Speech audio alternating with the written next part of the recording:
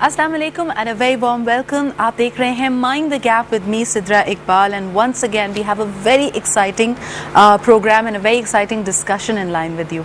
आज मुझे बहुत सारी get well soon wishes भी मिल रही थी on layer because मेरी तबीयत थोड़ी सी ख़राब है और आज का शो हमने सोचा है कि हम टिश्यू पेपर्स के साथ करेंगे, लेकिन फिर भी आप आज के डिस्कशन में ज़रूर पार्टिसिपेट करें. The number is 35879937. It's the number you can call in live क्योंकि आज का जो हमारा सब्जेक्ट है इट्स थॉट प्रोवोकिंग. ये एक ऐसी बात है जो यूथ के जहनों में होती है, वो बार बार इस बारे में सोचते हैं. टेलीविज़न की तरफ अगर हम नज़र डालते हैं तो हमारे ओपिनियन लीडर्स, हमारे political party activist and democratic activist they keep on saying कि जी जमहूरियत हमारे हर मसले का हल है, जमहूरी निज़ाम को, इसके पहिए को आगे बढ़ने दीजिए. आज हमने सोचा कि इस बारे में बात करें, लेकिन उससे पहले जिस तरह के business plus has been a partner in an activity of substance, हमने ब्लिंक की जानिब से पब्लिक स्पीकिंग और कॉन्फिडेंस बिल्डिंग की जो वर्कशॉप मंडे को अरेंज कराई थी. इट गॉट माशाल्लाह एन ओवरवेलमिंग रिस्पॉन्स. 170 प्लस हमारे पास लोग इसमें पार्टिसिपेट उन्होंने किया. एक छोटी सी रिपोर्ट कि what all did we do over there, the kind of interaction, the energy, the fun that we had. Let's take a look at that first. Karachi के मकामी होटल में ब्लिंक की जानिब से नौजवानों में एतमाद की बहाली और इजाफे के लिए वर्कशॉप का इनेकाद किया गया, जिसमें मुल्क भर के मुख्तलिफ शहरों से 170 से जायद नौजवान लड़के और लड़कियों ने शिरकत की. इस मौके पर मारूफ यूथ एक्टिविस्ट सिद्रा इकबाल ने अपने लेक्चर में नौजवानों को इज़हार राय के लिए एतमाद की बहाली पर जोर देते हुए कहा कि जब तक मसाइल की निशानदही दुरुस्त सिमत में नहीं की जाएगी, इस वक्त तक मसाइल हल नहीं हो सकते. उन्होंने कहा कि माशरती तब्दीली के लिए पहले नौजवानों को अपने अंदर तब्दीली लाना होगी और फिर भरपूर एतमाद के साथ माशरे की तब्दीली के लिए किरदार अदा करना होगा. उन्होंने ये भी कहा कि कई दफा एतमाद के फकदान के बायस बेहतरीन मौकों से फायदा नहीं उठा पाते, जिसका जिंदगी भर अफसोस रहता है. लिहाजा एतमाद की बहाली जिंदगी में तरक्की के लिए बेहद मौजू है. वर्कशॉप निहायत दिलचस्प अंदाज में मुनक्किद की गई थी, जिसमें तमाम शुरका को मुख्तलिफ तरीकों से इज़हार राय का मौका फराहम किया गया और उनमें छुपी झिझक को भी दूर किया गया. इस मौके पर बिजनेस प्लस से बातचीत करते हुए सिद्रा इकबाल ने कहा कि बेशतर नौजवान एतमाद के फकदान के बाद जिंदगी की दौड़ में दीगर नौजवानों की बनिस्बत बहुत पीछे रह जाते हैं. लिहाजा इसी फकदान को खत्म करने के लिए ब्लिंक के ताउन से मुख्तलिफ शहरों में नौजवानों की वर्कशॉप का इनेकाद किया जा रहा है, जिसमें इनका एतमाद बहाल किया जाएगा ताकि वो मुल्क को कौम की खिदमत कर सके. आज ब्लिंक जो कि एक यूथ एम्पावरमेंट रिसोर्स सेंटर है, इसमें ट्रेनिंग्स भी होती हैं, इसमें मेंटोरिंग भी है. ये हमारा पहला इवेंट था जो हमने यहाँ पे मुनक्किद किया. We were very happy that business plus was our media partner in that. और जिस तरह के आप देख सकते हैं 170 से ज़्यादा यूथ हमारे साथ मौजूद है. पूरा दिन हमने स्पेंड किया है public speaking and confidence building workshop के हवाले से and we had a lot of fun. और आज उम्मीद ये है कि this is going to be the start of their journey of becoming more effective public speakers. More confidence speakers is what we need. लेकिन कई दफ़ा ये बातों के खिलाड़ी अपनी बातों से तो हमें रिझा लेते हैं, लेकिन आगे जब डिलीवरी का वक्त आता है तो ज़रा मुश्किलात पेश आती हैं. आज हमारा सब्जेक्ट यही है. हम बात करने वाले हैं डेमोक्रेटिक प्रोसेस के हवाले से. एक बहुत मशहूर कहावत है जिसको बार बार रिपीट किया जाता है मोहतरमा बेनज़ीर भुट्टो शहीद साहिबा के हवाले से कि democracy is the best revenge. लेकिन कई दफ़ा इसको मिसकंस्ट्रू किया जाता है. इसके हवाले से भी आपने बहुत बातें सुनी होंगी. लोग अपने ख्यालात का इजहार करते हैं. लेकिन बहरहाल आज हमारा यह सब्जेक्ट है कि क्या डेमोक्रेटिक सिस्टम किसी भी मुल्क के लिए, चाहे वो पाकिस्तान हो या कोई और मुल्क हो, क्या ये बेस्ट फॉर्म ऑफ गवर्नमेंट है या नहीं. Let's take a look at our introductory report.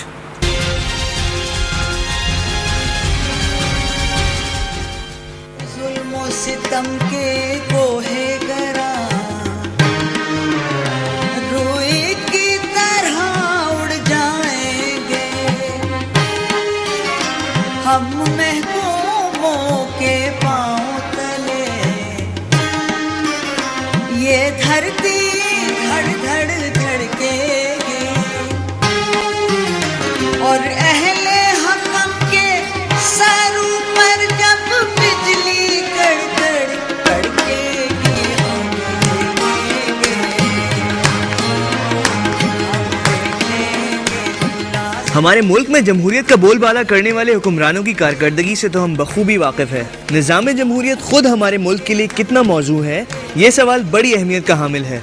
जिस मुल्क में शरअ तालीम खतरनाक हद तक कम और वोटों की खरीदो फरोख्त आम हो, वहाँ अवामुन नास की नुमाइंदगी पर मामूल शख्सियात पर करप्शन, जाली डिग्री, टैक्स चोरी और मनी लॉन्ड्रिंग जैसे इल्जामात होना जरा भी हैरान कुन नहीं। ऐसे में जमहूरियत का दिफा करने वाले ये दावा करते हैं कि जमहूरी निज़ाम को दरअसल सही मानों में पनपने का मौका ही ना मिल सका। यही वजह है जो आज वो इतना कमजोर है। सच जो भी हो, मगर जरूरत वक्त यही है कि हमारे हुक्मरान अब निज़ाम बचाने के बजाय निज़ाम सुधारने पर तवज्जो दें।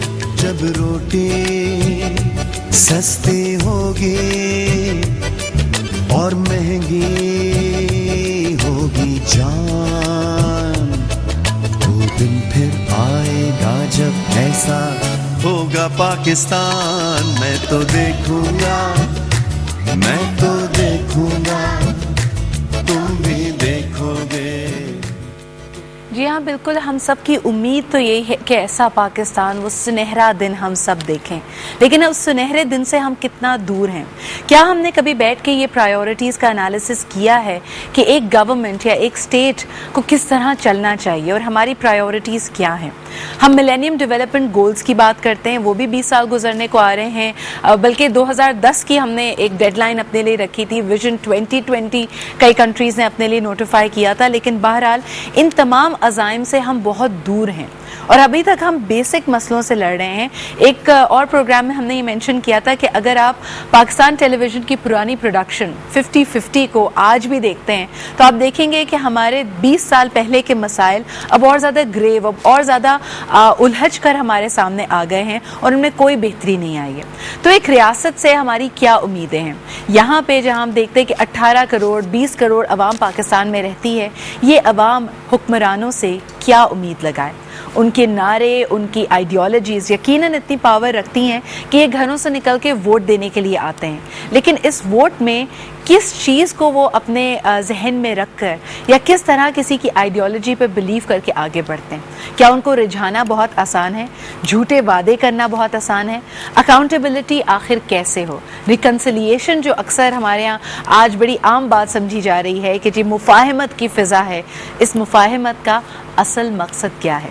और क्या वाकई जमहूरी निज़ाम पाकिस्तान के लिए बेहतरीन फॉर्म ऑफ गवर्नमेंट है? ये हमारा आज का सवाल है। आप भी इसमें पार्टिसिपेट कर सकते हैं। 3587-9937 हमारा नंबर है, इस पर कॉल कीजिए और बताइए कि आप इस बारे में क्या सोचते हैं। Now let's go to our panel of guests. आज हमारे साथ जो शख्सियात मौजूद हैं वो इसको एक एकेडमिक तरीके से भी देखती हैं, साथ ही साथ being able enlightened citizens of Pakistan, इनका ज़रूर एक ख्याल भी है इस हवाले से। दे बोथ प्रोफेशनल्स, लेकिन अगर देखा जाए तो इनकी एक्सटेंडेड फैमिलीज़ पॉलिटिक्स से जुड़ी हुई हैं। अब जाहिर सी बात है, एक फैमिली लॉयल्टी भी एक बात होती है और एसोसिएशन भी एक बात होती है। तो क्या ये पॉलिटिशियंस अपने ही घर वालों को कन्विंस करने में कामयाब रहे हैं? ये आज हमने जानना है। हमारे साथ मौजूद हैं Ayla Majeed. She is the director at the Islamabad stock exchange, और पहले मैं वुमन डायरेक्टर कहने वाली थी because she is the only woman director in all the stock exchanges in Pakistan, Karachi, Lahore, Islamabad. और ये एक फेयरली जमहूरी अमल होता है कि आप डायरेक्टर्स को चुनते हैं, तो इस प्रोसेस का हिस्सा भी रही हैं। साथ ही साथ she is a very expert financial analyst, बहुत सारे मौज़ूआत स्पेशली एनर्जी डिबेट्स में और ओवरऑल जो सोशल अपलिफ्टमेंट की हम बात करते हैं उन थिंक टैंक्स में कंट्रीब्यूट करती हैं। So Ayla, welcome to the show and thank you for being here. आज हमने आपसे बहुत सारी बातें करनी है, आपसे पूछना है कि do you believe that democracy is going to be the answer to our problems and our challenges और नॉट? लेकिन उसके साथ ही हमारे साथ मौजूद है mister Sarmad Palijo, a very dear friend, and at the same time he is a graduate of the Boston University in majoring in economics. आज एक चैनल, रेडियो चैनल रन करते हैं जिसको कराची, लाहौर, हैदराबाद तीनों बड़े शहरों के लाइसेंसेस हासिल हैं। जोश FM 99 इसका नाम है और आप काफ़ी जोशीले इनके तराने और नगमे आप सुनते रहते हैं। इनसे पूछेंगे कि पाकिस्तानी यूथ जो बहुत जोश और खरोश से आगे बढ़ती है, और हम देखते हैं कि जब भी इन पॉलिटिशियंस की रैलीज़ होती हैं उसमें भी शामिल होती है। इनके ख़ानदान में पिछले मेरे ख्याल में 70 साल से सियासत से वाबस्तगी का एक रुझान है।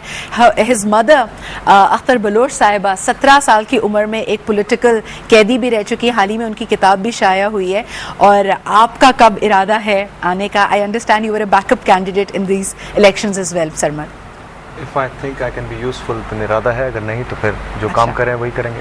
अच्छा, तो आपसे अगर मैं गुफ्तगू का आगाज़ करूं, क्या लगता है आपको जमहूरी निज़ाम विद ऑल इट्स फ्लॉज जो आज हम देखते हैं, और एवोल्यूशन का भी प्रोसेस है, हमने रिपोर्ट में भी दिखाया कि जी एज ओल्ड डिबेट है कि जी जमहूरी निज़ाम को कभी हमने पनपने नहीं दिया, इस डिबेट के बियॉन्ड आज आपको इस निज़ाम हुकूमत पे या इस रियासत को चलाने के निज़ाम पे कितना भरोसा है?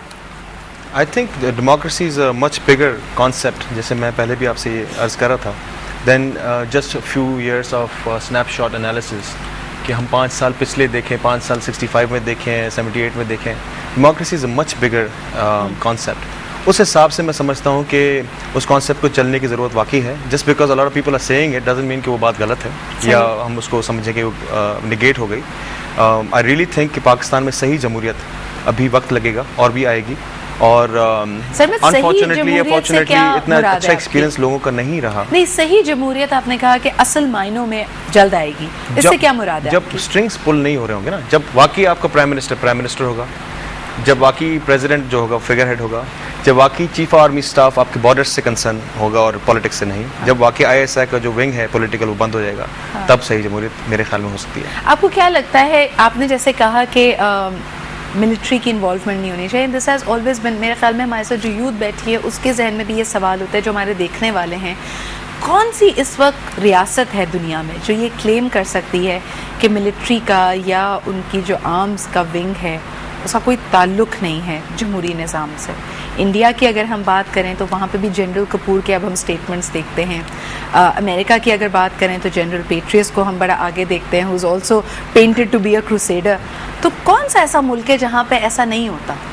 अमेरिका में पेट्रियस से पहले जो जनरल थे मैक्रिस्टल, उनको निकाल दिया गया प्रेसिडेंट ओबामा ने बुला के। Can you do that in Pakistan? Can the prime minister call sitting general? हमारे यहाँ तो अनफॉर्चुनेटली ये हकीकत है कि जी गवर्नमेंट की स्टेबिलिटी के अभी जी कहीं नहीं जा रहे और सब कुछ हंकी डोरी है, बाकायदा एक मीटिंग की जाती है जिसकी तस्वीरें फिर अगले दिन आप हर अखबार में देखते हैं, उसकी जीनत बनती हैं। बहरहाल एक कॉलर हमारे साथ हैं, आइए उनसे बात करते हैं। हेलो जी, अस्सलाम वालेकुम। हेलो जी, अस्सलाम वालेकुम। वालेकुम अस्सलाम। कौन साहब और कहाँ से बात कर रहे हैं? जी, मैं अदनान बात कर रहा हूँ इस्लामाबाद से। क्या कहेंगे अरसलान? जी, सबसे पहले तो थैंक यू वेरी मच, आपका टॉपिक बहुत अच्छा है। मेरा आइला को भी सलाम दीजिए।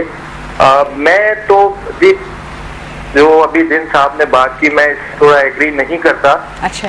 क्योंकि जो मेरा ये ख्याल है, ये बात अभी बड़ी पुरानी हो गई है कि जी आप जमहूरियत चलने दें, ये आहिस्ता आहिस्ता ठीक हो जाएगी। बट जब भी ये चली है चीजें फर्दर खराब हुई हैं। आप मुझे सिर्फ ये बता दें कि पिछले 3.5 साल में कोई एक चीज ठीक हुई हो। लेकिन जिस मुल्क में आपका लिटरेसी रेट कम हो, वहां पे जहाँ पे लोग वोट खरीदे जाते हो, वडेरा सिस्टम हो, वहां पे आप कैसे एक्सपेक्ट कर सकते हैं कि जो सही लीडरशिप है वो ऊपर आएगी? एक बात। अच्छा अरसलान, आपकी पहले ही पॉइंट को अगर मैं थोड़ा आगे बढ़ाऊं, ये तो आपने मसाइल पॉइंट आउट किए।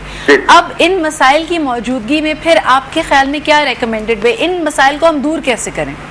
जी, इसके दो हल हैं। देखिए, एक तो सबसे पहली बात है कि ये जो लीडरशिप इस वक्त हमारे सामने है, ये तो इसमें बिल्कुल नाकाम है, क्योंकि ये तो डेमोक्रेसी बात नहीं कर सकते, इनकी अपनी पार्टीज में डेमोक्रेसी नहीं है। ठीक है जी। तो इसका एक तो लॉन्ग टर्म तो सोल्यूशन इसका ये कि आप इसमें लिटरेसी रेट हाई करें। सही। बट ये लॉन्ग टर्म। शॉर्ट टर्म सिर्फ इसका एक सोल्यूशन है कि आपको थोड़ा सा सिस्टम ही चेंज करना पड़ेगा। I am not talking about dictatorship, but ये कि आप कोई दरमियान में ऐसा सिस्टम निकाल सकते हैं जिसमें कोई टेक्नोक्रेट्स हो, को आप नेशनल टाइप की गवर्नमेंट जिसमें सारे। बहुत बहुत शुक्रिया अरसलान साहब फॉर कंट्रीब्यूटिंग। आपने जिन टेक्नोक्रेट्स की या एक्सपर्ट्स की बात की, वो सिस्टम भी हम पिछले 8 सालों में देख चुके हैं, और उसके बारे में भी लोग कहते हैं कि जी वो टेक्नोक्रेट कम और इकोनॉमिक हिटमैन ज्यादा थे। लेकिन बहरहाल इस डिबेट पे हम दोबारा आएंगे। Now if I may continue with आयला यहाँ जो बात हुई है इकोनॉमिक्स, क्योंकि आपका सब्जेक्ट भी है, थोड़ा सा मैं उससे शुरू करना चाहूँगी। पाकिस्तान में जो अभी सरमद भी कह रहे थे, बैक एंड फोर्थ चला है सिलसिला, मिलिट्री रूल फिर डेमोक्रेसी, डेमोक्रेसी का पहिया फिर रोका गया, फिर मिलिट्री रूल वापस आया। लेकिन अगर मैं एनालिसिस करती हूँ of the times that Pakistan as a state because of its financial difficulties had to go to a donor agency या एड हमें मांगनी पड़ी, वो हमेशा डेमोक्रेटिक सिस्टम में होता है। यानी हम एक एनालिसिस करते थे 23 साल वर्सेस 27 इयर्स जब किया गया of military and the democratic government. अभी भी हमने इस गवर्नमेंट को देखा कि पहला जब इनको बजट लाना था तो IMF के पास जाना पड़ा। इसमें क्या आपस में कनेक्शन है? देखिए ये जो जैसे हमारे कॉलर अदनान जो बात कर रहे थे, इनकी बात से मैं अग्री करूंगी कि जो हमारा जो डेमोक्रेटिक सिस्टम है, हम ये ट्रू डेमोक्रेसी तो हमारे यहाँ नहीं है। आप बात करती हैं कि हम फाइनेंशियल स्टेबिलिटी या फाइनेंशियल सिस्टम को कितने अच्छे तरीके से चला रहे हैं, रिगार्डलेस ऑफ के वो पॉलिटिकल जो डेमोक्रेटिक प्रोसेस से इलेक्टेड गवर्नमेंट आई है या मिलिट्री दौर में थी। इन चीज़ों को अगर हम अलहदा रखें, हम सबसे पहले देखें कि हमारी जो पॉलिटिकल पार्टीज़ में या हमारे मुल्क में ट्रू डेमोक्रेसी तो है नहीं। हम पहले बात करते हैं, बिफोर आई टॉक अबाउट कि ये जो हम IMF या डोनर्स से लेते हैं, I would like to talk a bit about कि डेमोक्रेसी क्या चीज़ है। Democracy is representation of people in the government. अब ये ज़रूरी नहीं है कि पार्लियामेंट्री सिस्टम से आए, हमारे यहाँ पार्लियामेंट्री सिस्टम है और उसकी बुनियाद पार्लियामेंट्री सिस्टम की ये है कि आपका जो कॉन्स्टिट्यूएंट है वो एजुकेटेड होना चाहिए। हमारे यहाँ अनफॉर्चुनेटली वैसा केस नहीं है। इसीलिए जो लोग हमारी जो पार्लियामेंट में आ जाते हैं उनकी वो कैपेसिटी नहीं होती, उनकी वो क्वालिटी नहीं होती। I am sorry, I am using a strong term, but उनकी क्वालिटी नहीं है डिलीवर करने के लिए। उनको ये नहीं पता कि हमारा रोल क्या है। आप बहुत सारे पार्लियामेंटेरियंस को देखें, आप उनसे पूछें कि लेजिस्लेचर क्या चीज़ है, लेजिस्लेशन क्या है, क्या उनका काम ये है? आई टेल यू 50% से ज़्यादा को ये कॉम्प्रीहेंशन भी नहीं होगी। अच्छा, लेकिन हम अगर वेस्ट की तरफ देखते हैं या अमेरिका की तरफ देखते हैं, देर ऑलवेज एबल टू, आप देखिए ओबामा की जब कैंपेन चली 200-250 the brightest minds of America, यानी वो बेहतरीन यूनिवर्सिटीज़ का चक्कर लगाते हैं, लोगों को इंडक्ट करते हैं, उनके साथ काम किया जाता है, जिसमें वही टेक्नोक्रेट्स की जो बात की गई, एक्सपर्ट्स की जो बात की गई कि जी कल को अगर मुझे इरिगेशन पॉलिसी बनानी है then I should pick people and have a party agenda और हैव अ कैंपेन एजेंडा जिसमें बेहतरीन लोगों का इनपुट हो। हमारे यहाँ ऐसा नहीं होता। क्यों? क्योंकि पार्टीज़ का कोई मैनिफेस्टो जो है वो दुरुस्त नहीं है। हमने किस पार्टी को आप किसी पार्टी को रिकॉल करती हैं, किसी का कोई फाइनेंस पॉलिसी या इकोनॉमिक पॉलिसी या इंफ्रास्ट्रक्चर डेवलपमेंट पॉलिसी या उनके कुछ एजेंडास थे, उनको ठीक है एक स्लोगन, एक पॉलिटिकल सा स्लोगन यूज़ करते हैं, जी रोटी देंगे, कपड़ा देंगे, मकान देंगे, जॉब्स देंगे, वो तक डिलीवर नहीं किया। पार्टीज़ की कॉम्प्रीहेंशन ही नहीं है। देखिए बात वही है कि आप एक रोड मैप बनाएं, स्ट्रेटेजिकली उसको बनाएं कि हमने 5 साल में ये काम हमने करने हैं, ये हमारे टारगेट्स हैं, या हमने अचीव करना है। और बात दुरुस्त है, हमें टेक्निकल लोगों की, प्रोफेशनल लोगों की ज़रूरत है। यूएस में क्या होता है, जो फिगर हेड वहाँ पे प्रेसिडेंशियल डेमोक्रेसी है। I will take this forward with the presidential democracy के हवाले से, लेकिन पहले मैं जल्दी से अपने यूथ पैनल को इंट्रोड्यूस कर लूँ। हमारे पास वक्त कम होता है और मुकाबला बड़ा सख्त होता है। हमारे साथ मौजूद हैं जहांगीर, अली, इसके अलावा फ़िहाम और Burhan. Thank you so much for being here with us. Jahangir, जल्दी से before I go on the break, what is your understanding of the matter? आपको लगता है कि जमहूरियत डिलीवर कर पाएगी? ये तो सारे रिफॉर्म्स की बात कर रहे हैं, असल डेमोक्रेसी की बात कर रहे हैं, लेकिन इस वक्त जो डेमोक्रेसी है क्या लोगों के दिल के करीब है और लोगों के मसाइल को समझती है? देखें, अभी जो 2 गेस्ट्स बात कर रहे हैं, बड़ा टॉप डाउन पर्सपेक्टिव है उनका कि लीडर्स को कुछ करना चाहिए, हमारी हुकूमत कुछ क्यों नहीं कर रही। मैं ये समझने की कोशिश कर रहा हूँ, being a student of politics, that do we as a nation deserve democracy as a system? हम डिजर्व ही नहीं करते। नहीं, मेरा आर्ग्यूमेंट बेसिकली ये है कि अब ये जो पार्लियामेंट में चढ़ के हमारे ऊपर बैठे हैं, ये हम में से ही निकल के गए हैं ना कहीं से। सही। तो अब क्या हम उनको ब्लेम करें? I don't think we need to blame them. We cannot blame them because it's our own fault कि हम कहाँ खड़े हैं basically.